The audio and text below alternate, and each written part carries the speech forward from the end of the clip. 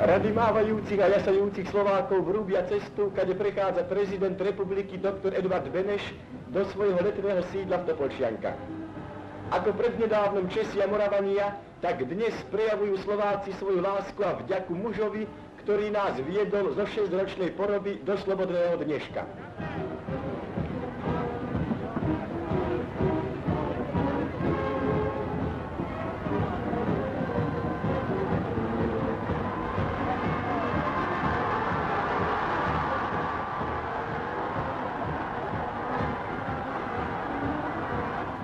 V prievode predsedu Slovenskej národnej rady doktora Letricha vchádza pán prezident do brán Topolčianskeho zámku.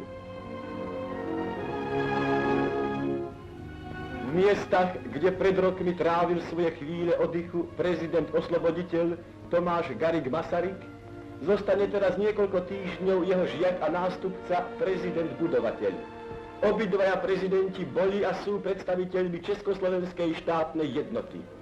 Výrazom tejto jednotnosti a zárukou šťastnej budúcnosti našej republiky je pobyt prezidenta budovateľa na slovenskej pôde Topolčianskeho zámku.